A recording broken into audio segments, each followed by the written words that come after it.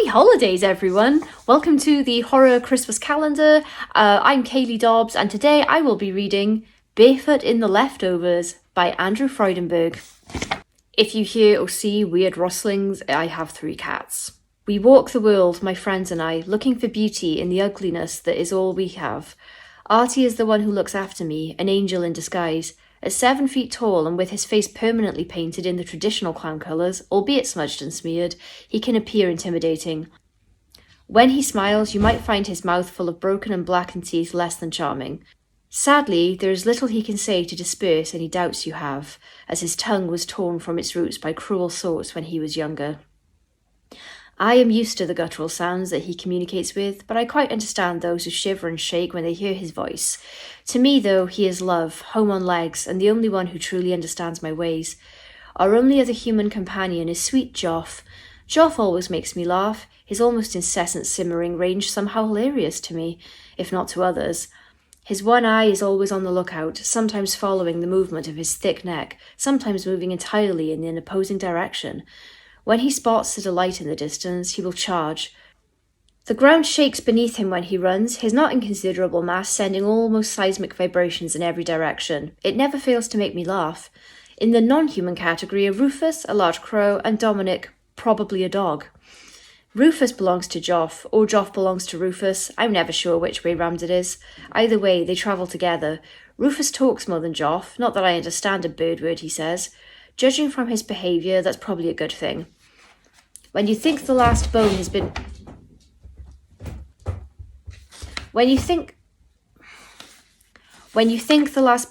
picked clean, when all the meat seems to be gone, he's there, pecking at the unthinkable.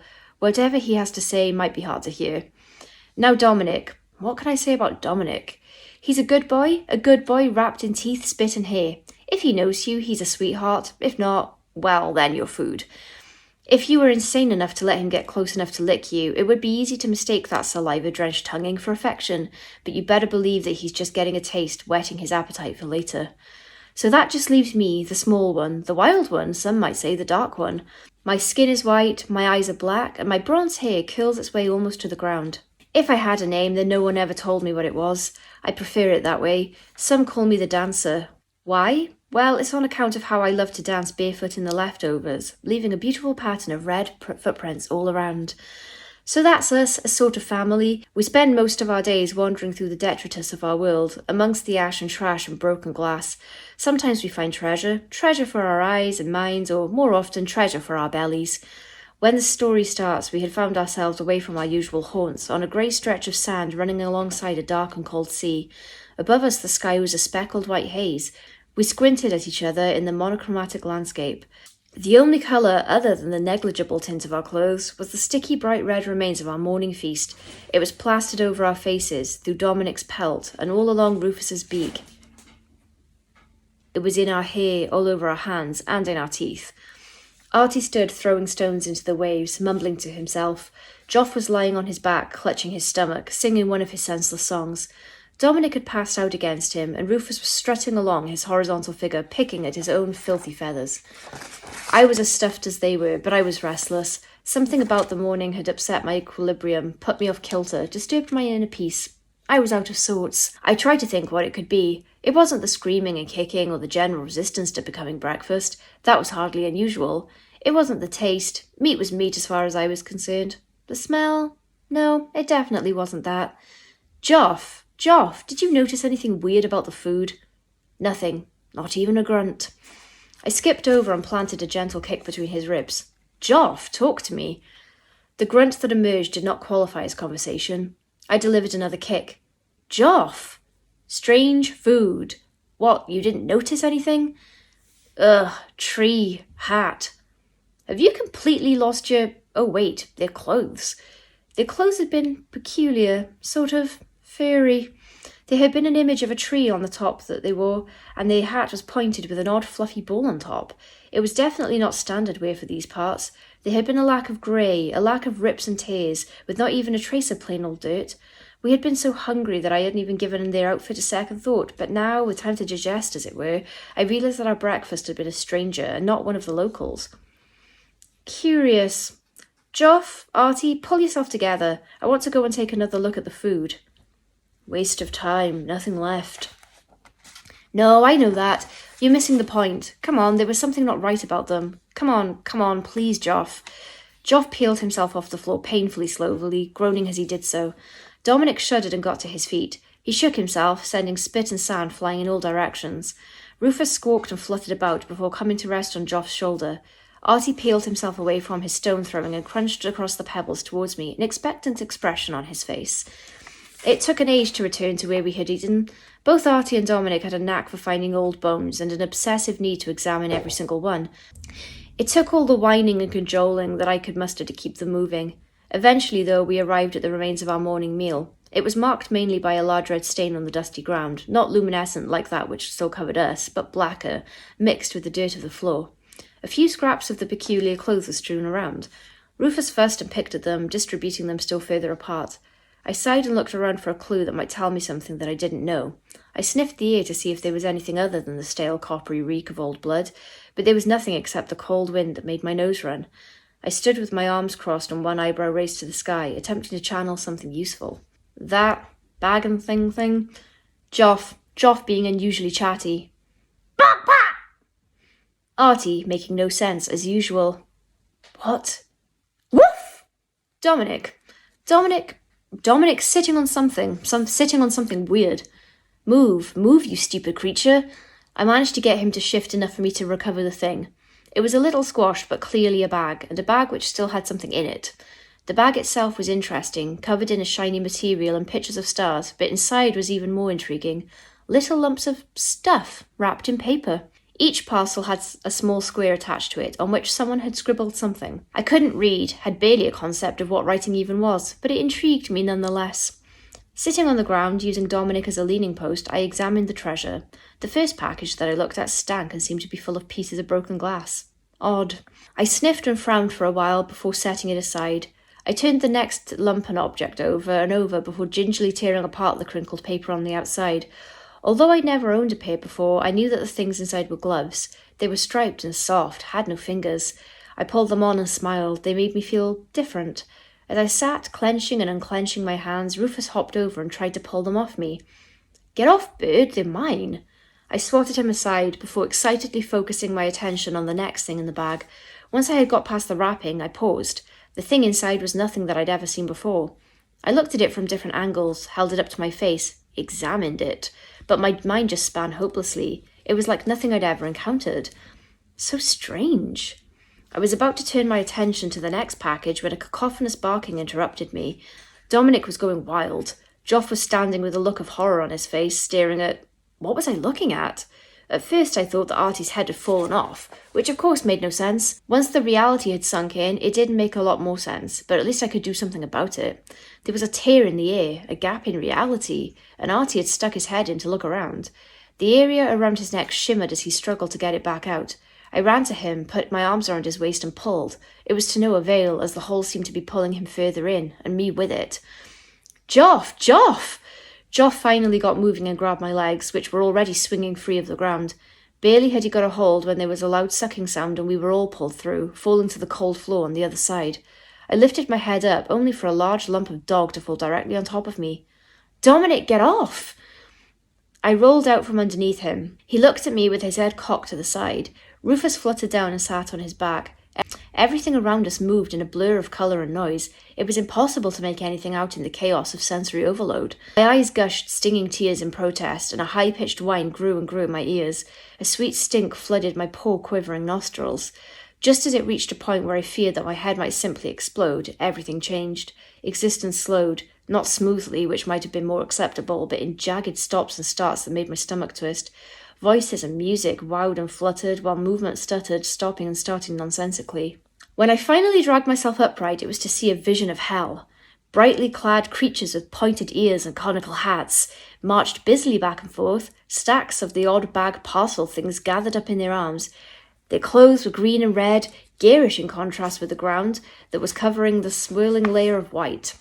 Everything was lit by strings of coloured lights that cast a web of nauseating rainbows. This was very disturbing. There was something worse, though. A cacophonous racket filled the air, a veritable stream of honking and clanging sound. It was mixed with voices that strained along with the flow, blurting out nonsense words. Then, as if this wasn't horrible enough, the creatures would grunt and hum along, mimicking it as if this was the most natural thing in the world. I hated it. Joff was literally on his knees throwing up, copiously. Dominic was sat on his haunches, howling and howling. Rufus perched on his head, squawking along. Artie he was moving sideways like a crab, spindly legs flexing back and forth, peculiar arms waving over his head. It was almost like he was dancing. I grimaced. Did that mean this was music? The word came uninvited into my head. I had no idea where it came from.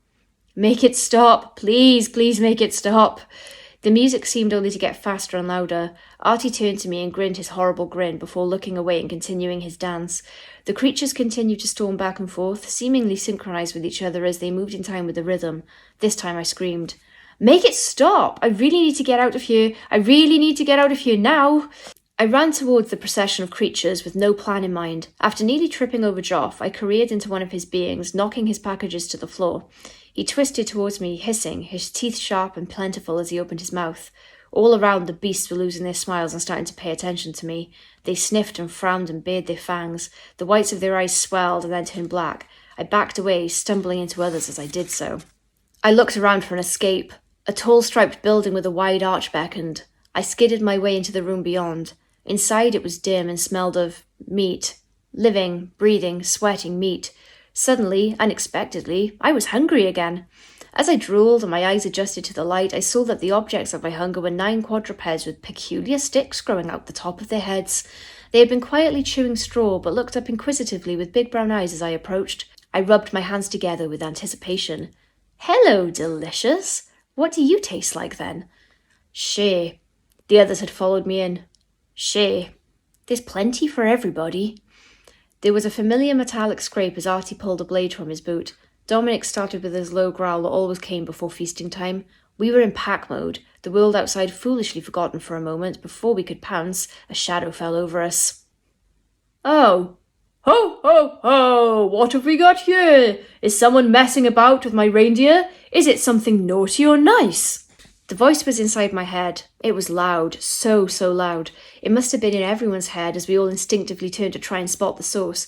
We quickly found it. A huge figure with a shaggy beard of ice and blood-red vestments stood in the archway. "Definitely naughty, I think. What a shame. How did you little horrors find yourself here?" Joff found his voice. "Hole. Fell hole." "Ha ha! A hole? Oh, that again. Well, you really shouldn't be here. I'm afraid my sled makes holes in the ether as we travel back and forth. We travel very fast, you know. It can't be helped, though. What's that human phrase? Collateral damage. Anyway, you're going to have to go." Rufus was the first to attack, darting towards the newcomer's twinkling right eye. Quick as a flash, a giant fist grabbed him out of the air and stuffed him into a big sack. Dominic went mad, leaping through the air in attack mode, all teeth and bad intent, only to be similar. Only to be similarly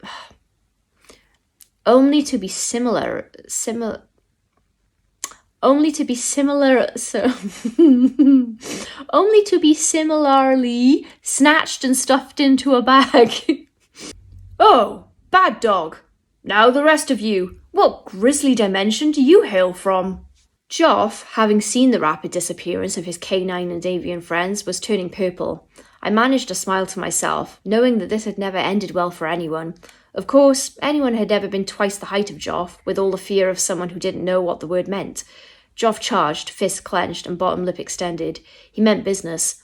Sadly, he met the point of the big man's toe, was flipped into the air and caught in that cavernous sack. With a flourish of his hand, our adversary bowed. "Thank you very much." I turned and glimpsed the reindeer, who were watching with great interest. I could have sworn a couple of them were smirking. I frowned at them, but they didn't care. Artie moved like lightning, his dagger flashing as he jumped and span through the air. The giant swiped at him but missed. Artie, rotating in the air, slashed at a thick finger as he passed. "Ow! Definitely naughty." The sack appeared and was swung through the air, swooping up Artie in mid-flight before closing with an audible whoosh. I think it's fair to say that by this point I was on the verge of losing my temper. I squinted across the room with the best glare that I could summon. Who are you? My name is... Well, I have lots of names. You can call me Nick.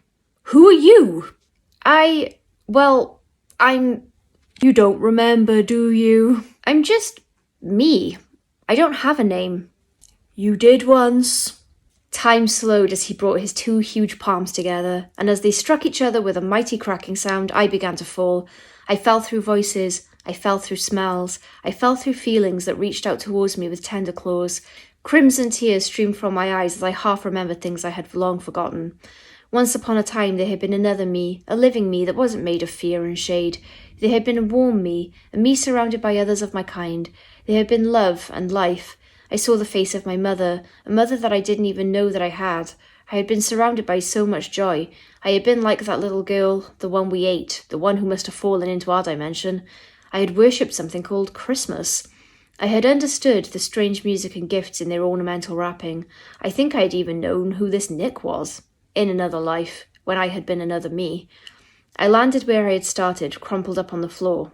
Now do you remember, Julia? I saw red. My jaw unhinged, my fingernails extended. I roared. You do not get to call me that. I will end you. Oh, I don't think so. As the open end of his sack approached me, it was like looking into the maw of some giant beast. After it swallowed me, I was floating in total darkness. No one heard my screams of protest and fury. When what seemed like an eternity had passed, we were tipped out onto the same monochrome beach where this story began. I looked at my bewildered companions and shook my head. Memories of what had just occurred were already starting to fade. Somewhere in the distance, I heard bells and laughter. The end! I really love Santa. Merry Christmas, everybody!